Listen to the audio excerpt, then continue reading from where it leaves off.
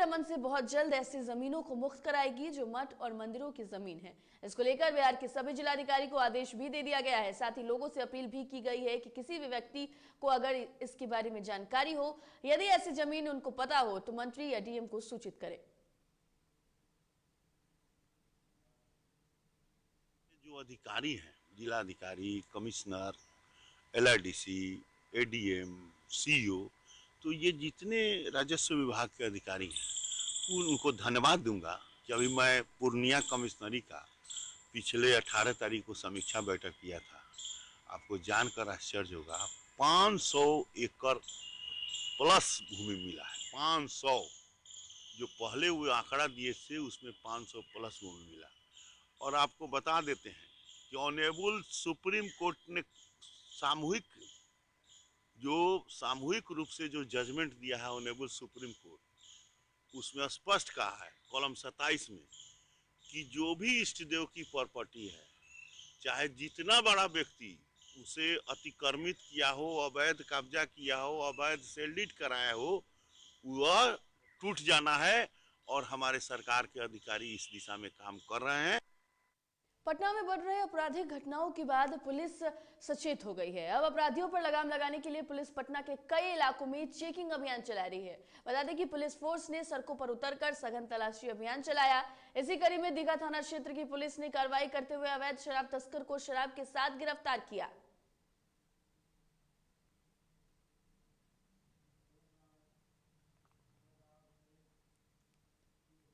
बिहार में जहरीली शराब पीने से मौत मामले के बाद अब मद्य निषेध और बिहार पुलिस कार्रवाई लगातार कर रही है और अवैध शराब तस्करों पर उनकी धरपकड़ जारी है। जहां पटना के गर्दनीबाग थाने की पुलिस ने कार्रवाई करते हुए अवैध शराब निर्माण के कई जगहों को ध्वस्त किया है और देशी शराब खेप को भी बरामद किया।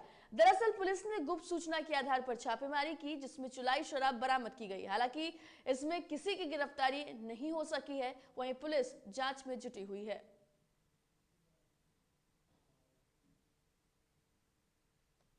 स्पष्ट रूप से देखा लाइव तस्वीरों में किस तरीके से गर्दनीबाग थाना की जो पुलिस है सलाम बस्ती में शराब चेकिंग कर रही है और कितनी शराब मिली है इसकी अभी तक नहीं हो पाई है। लगातार अभी जो रेड है अभी जारी है और अपडेट के लिए आप बने रहें डीटीवी भारत के साथ। कैमरा पर्सन विकास के साथ वीरेंद्र कुमार, डीटीवी भारत, पटना। पटना में जहरीली शराब पीने से मौत के बाद मद्य निषेध विभाग ने बड़ी कार्रवाई करते हुए रेलवे किनारे दौलतपुर, बीटा, अहियापुर, नेवरा, मुसहरी में छापेमारी कर सैकड़ों लीटर चुलाई शराब और जावा महुआ बरामद किया है। वहीं कई लोगों की गिरफ्तारी के साथ साथ एफआईआर भी दर्ज की गई है। पटना जिला के बेटा और मनेर के कई इलाकों में ड्रोन कैमरे के माध्यम से छापेमारी की गई। छापेमारी के दौरान उत्पाद commissioner, assistant commissioner, sub inspector के साथ कई पुलिसकर्मी भी मौजूद रहे।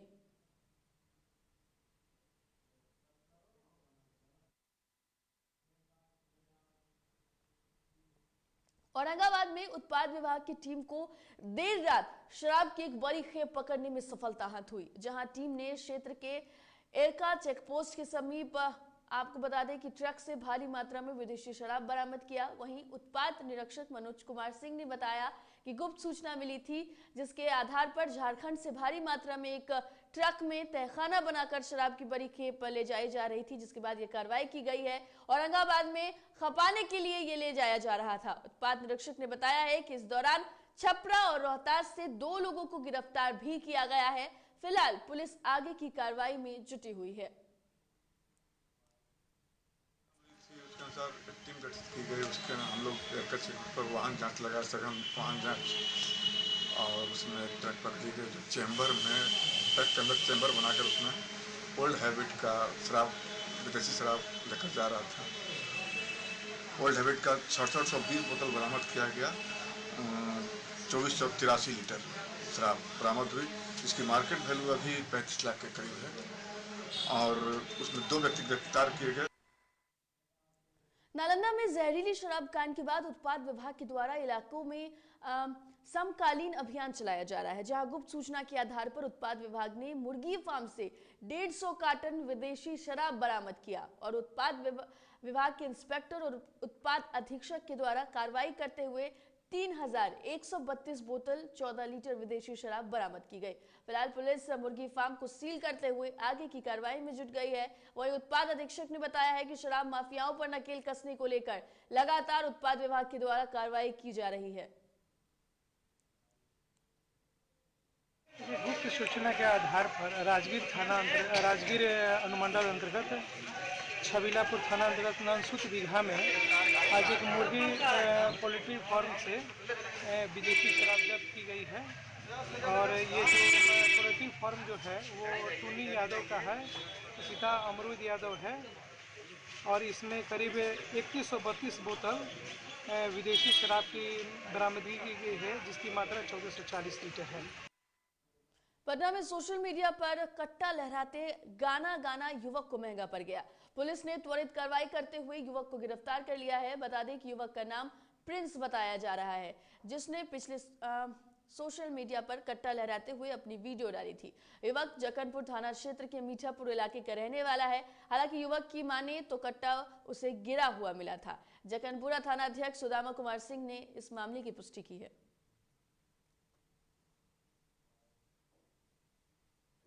22 को एक युवक की कट्टा लेकर गाना गाते हुए वीडियो वायरल हुआ।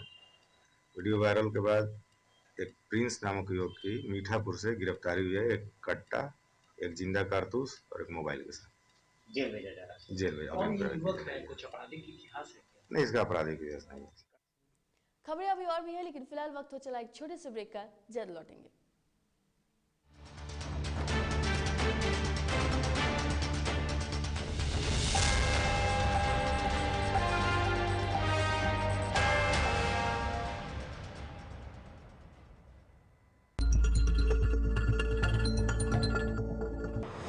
बिहार की बातें, झारखंड की झंकार,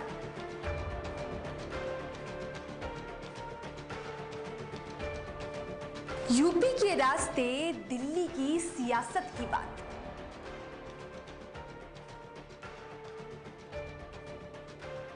कब और कहां बिगड़े हालात, किससे किसकी बन गई बात।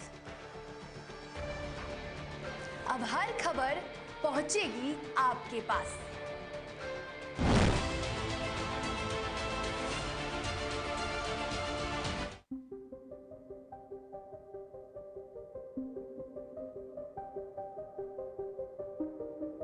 DTV भारत, देश के नाम।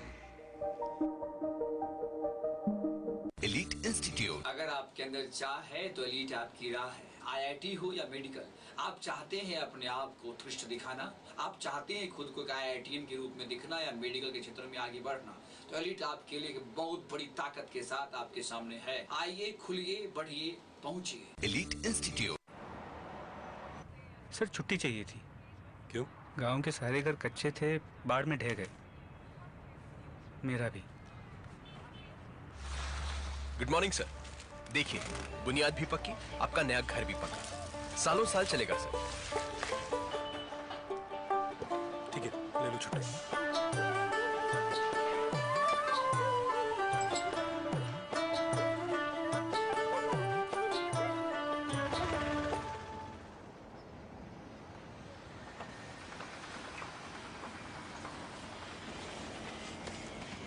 लो, हो गया घर पक्का।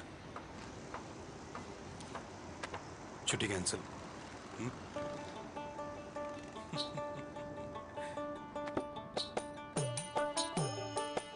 सच्ची खुशी वही होती है जिसकी बुनियाद दूसरों की खुशी में हो। कोणार्क, खुशियों की बुनियाद। अबे गुड्डू, ठीक से लगाओ बे। रिश्तेदार आएंगे तो उनको लगना चाहिए ना कि इस घर में हमारे चंदा का कितना मान सम्मान है, और आज हम और हमारा परिवार कितना खुश है। हाँ। हम तो आपको बताना ही भूल गए, हमारी चंदा इतने सालों बाद गाभन हुई है। हाँ। और पहले जो दो खाए ना तो स्वस्थ और तंदुरुस्त कैसे रहेगी। भला हो मधुसूदन गोल्ड पशु आहार का, जिसके देने से हमारी चंदा गाभन हुई और उसको एक रिष्ट पुष्ट बच्चा हुआ। हाँ। अगर आप भी अपने पशुओं से करते हैं प्यार तो उन्हें दीजिए सिर्फ और सिर्फ मधुसूदन गोल्ड पशु आहार। भाग खुल जाएंगे।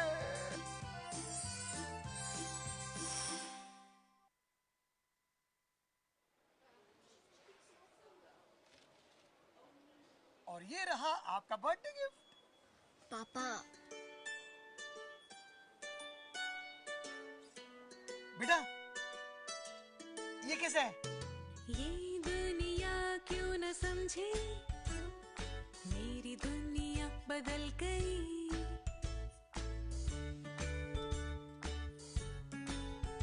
और ये देखो पीहू,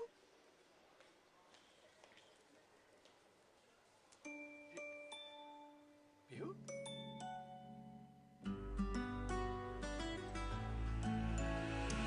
गुड़ियों से खेलने वाली तेरी गुड़िया बड़ी हुई। बच्चे कब बड़े हो जाते हैं पता ही नहीं चलता। थोड़ा बड़प्पन दिखाइए। रहो सेफ सैनिटरी पैड से खुद को स्वस्थ और सुरक्षित रखने में इनका साथ निभाइए। दादी इतने सारे पापड़ बन गए, क्या करें? कच्चा पापड़, पक्का पापड़, एक्स्ट्रा पापड़, इंस्टा पापड़, कक्कर दादी की छत का पापड़ विद ऑनलाइन प्रेजेंस बन गया धाकड़। फोन पे करके ऑर्डर ही ऑर्डर, सब वाह हो गए इसको खाकर। कच्चा पापड़, पक्का पापड़, चंडीगढ़ टू चेन्नई बढ़िया सापड़। कच्चा पापड़, पक्का पापड़, एक्स्ट्रा पापड़, इंस्टा पापड़। बिजनेस बढ़ाओ इंडिया के फास्टेस्ट 4G के साथ। स्पीड से बढ़ो विद वी गिगा नेट।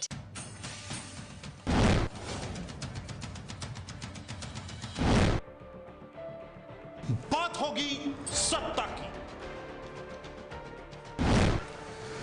बात करेंगे व्यवस्था की। वादे नारे कहां गुम हो गए जनाब?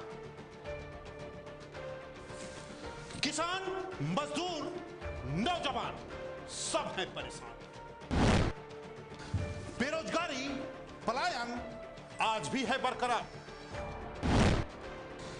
कहां तो तय था सड़क से लेकर संसद तक उठाएंगे आवाज, लेकिन अब ना हो परेशान क्योंकि डीडी भी उठाएगा आपकी आवाज।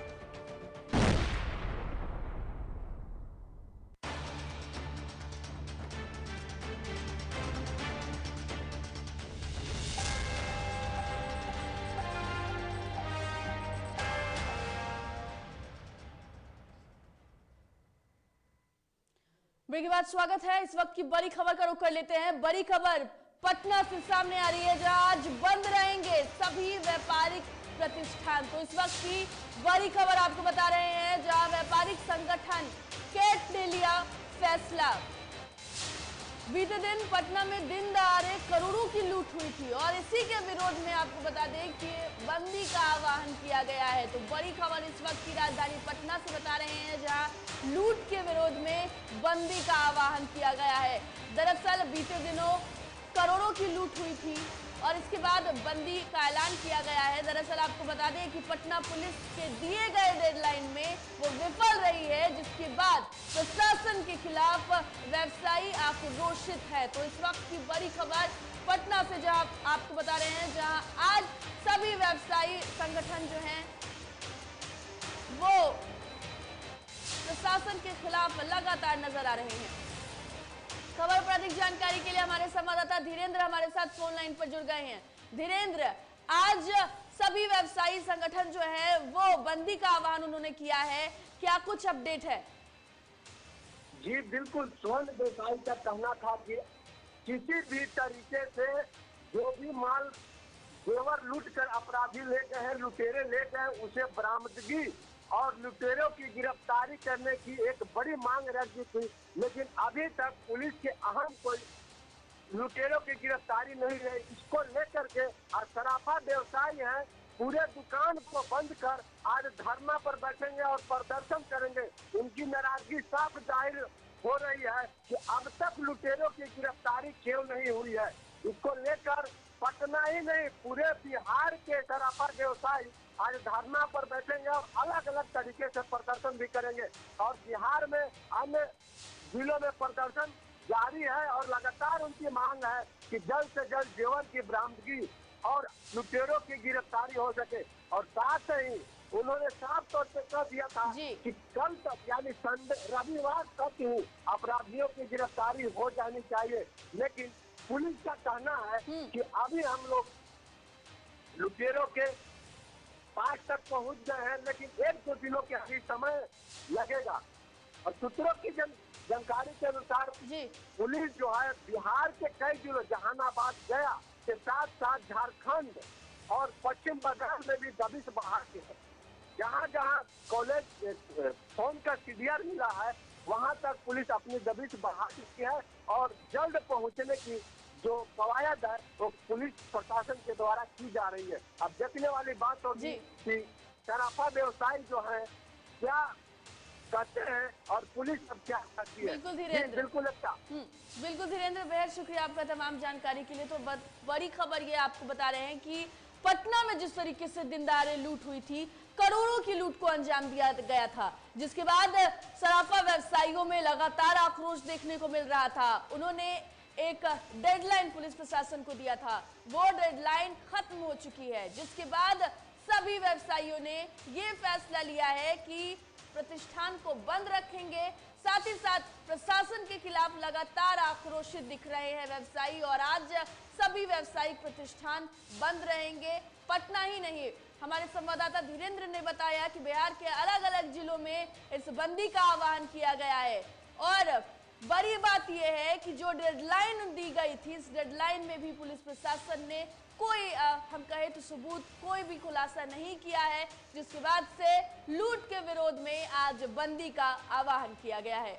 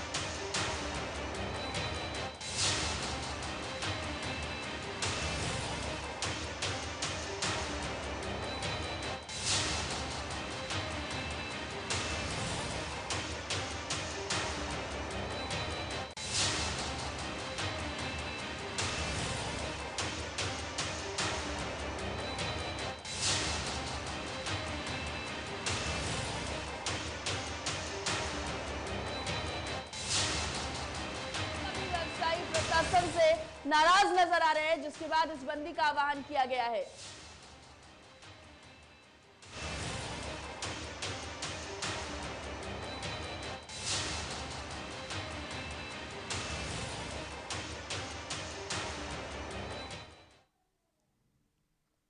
चलिए और एक और बड़ी खबर आपको बता देते हैं। बड़ी खबर बिहार से निकल कर आ रही है, जहां बिहार में कोरोना की रफ्तार में कमी आई है। तो बड़ी खबर इस वक्त की आपको बता रहे हैं, जहां बिहार में 24 घंटों में कोरोना के 2768 नए मरीज मिले हैं। तो बड़ी खबर इस वक्त की आपको बता रहे हैं, जहां 4496 संक्रमितों ने कोरोना को मात दे दी है। तो बिहार में जो कोरोना के मामले हैं वो हर दिन 5000 के पार आ रहे थे, लेकिन अब स्थिति थोड़ी कम हुई है, संख्याओं में गिरावट आई है। और बता दें आपको कि संक्रमण के मामले में बिहार देश में 20वें स्थान पर है। तो ये बड़ी खबर आपको बता रहे हैं, जहां पर बिहार में कोरोना की रफ्तार में थोड़ी कमी आई है और ऐसे में संक्रमितों के आंकड़े में भी कमी आई है। स्थिति ये हो गई है कि अब कोरोना संक्रमण के मामले में बिहार 20वें स्थान पर चला गया है।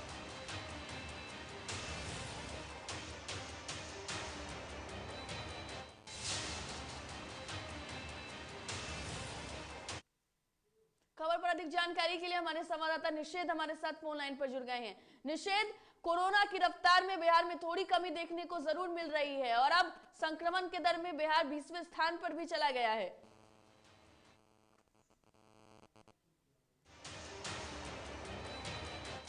तो हमारे संवाददाता से हमारा संपर्क टूट गया है। बता दें आपको कि बिहार में 24 घंटे में कोरोना के 2768 नए मरीज मिले हैं।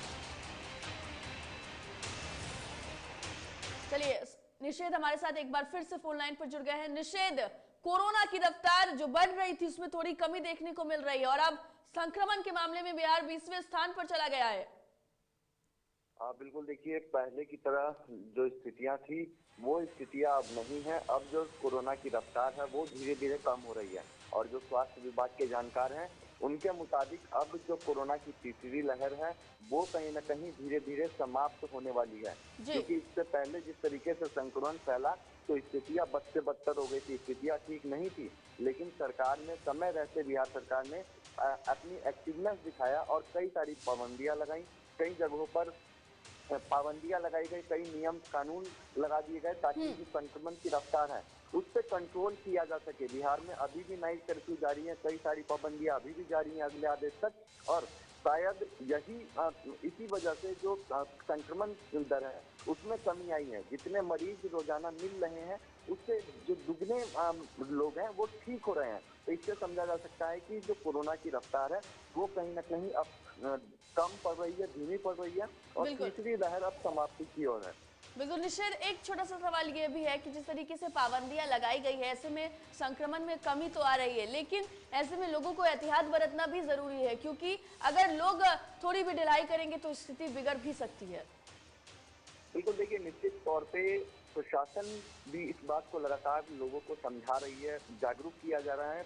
जो जिला प्रशासन की गाड़ियां चल रही हैं धावा दल की, कोई भी व्यक्ति अगर सड़क से निकलता है अगर मास्क नहीं पहने रहता है तो तुरंत उस पर कार्रवाई होती है, चालान काटा जाता है और समझाया भी जाता है कई लोगों को। तो इससे समझा जा सकता है कि प्रशासन तो अलर्ट है, लोगों को लगातार जागरूक कर रही है, लेकिन लोगों को भी जागरूक होने की जरूरत है क्योंकि कोरोना गया नहीं है। अगर अभी चूक करते हैं तो वाकई में जो रफ्तार अभी धीमी पड़ी है वो रफ्तार एक बार फिर से बेकाबू हो सकती है। इसमें लोगों का सबसे बड़ा योगदान है। जब तक लोग नहीं समझेंगे तब तक रफ्तार कहीं ना कहीं बेकाबू ही रहेगी। अगर लोग समझते हैं तो रफ्तार जिस तरीके से अभी धीमी पड़ी है वैसे ही आने वाले समय में रफ्तार जो है धीमी होगी, मरीज कम मिलेंगे। बहुत बहुत शुक्रिया आपका तमाम जानकारी के लिए। तो देखिए 24 घंटे में कोरोना की रफ्तार में कमी जरूर देखने को मिली है, लेकिन ये जरूरी है कि लोग एहतियात करते। डीटीवी भारत भी आप तमाम दर्शकों से ये अपील करता है कि कोरोना गाइडलाइंस का पालन करें, क्योंकि कोरोना की स्थितियों पर नियंत्रण पाना है तो आपको भी जिम्मेदारी लेनी होगी। प्रशासन तो जिम्मेदारी निभा ही रही है, आपको भी समझना होगा और स्थितियों पर काबू पाने के लिए आपको भी गाइडलाइंस का पालन करना होगा। चलिए अब रुक कर लेते हैं उत्तर प्रदेश की खबरों का। उत्तर प्रदेश के लिए बीजेपी में बैठकों का दौर खत्म नहीं हो रहा है। कई दौर की बैठकों के बाद अब तक बीजेपी सारे उम्मीदवारों के नामों का ऐलान नहीं कर पाई है। गठबंधन के लिए सीटों का पेच अब भी फंसा हुआ है। बीजेपी के लिए यूपी क्या मायने रखता है, इसीलिए एक एक सीट पर दम लगाया जा रहा है। रविवार को फिर यूपी में बीजेपी कोर ग्रुप की बैठक हुई थी। इस बैठक में बीजेपी अध्यक्ष जेपी नड्डा, केंद्रीय गृह मंत्री अमित शाह, यूपी के सीएम योगी आदित्यनाथ समेत कई दिग्गज शामिल हुए थे, लेकिन बैठक पूरी नहीं हुई। बैठक खत्म होने के बाद भी करीब 2.5 घंटे तक अमित शाह और जेपी नड्डा ने अलग से चर्चा की। बीजेपी अब तक उम्मीदवारों की 3 लिस्ट जारी कर पाई है।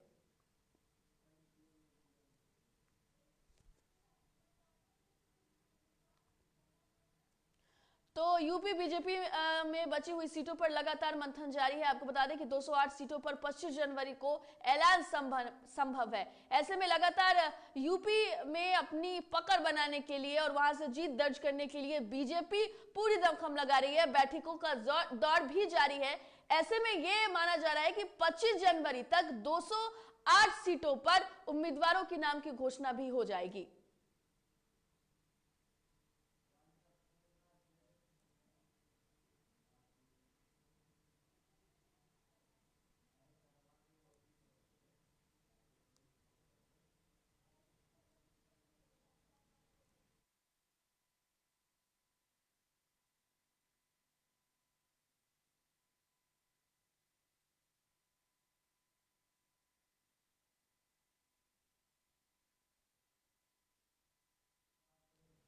चलिए और जाते जाते एक नजर इस वक्त की सुर्खियों पर।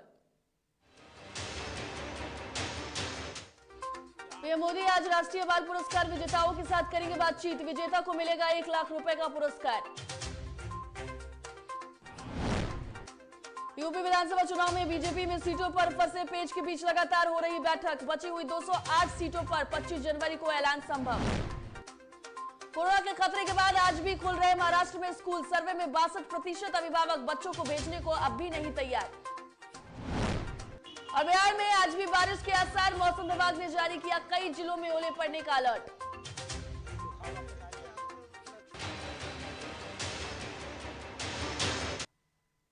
फिलहाल इस बुलेटिन में इतना ही। देश दुनिया की तमाम खबरों के लिए आप देखते रहिए DTV भारत। मुझे दीजिए इजाजत। नमस्कार।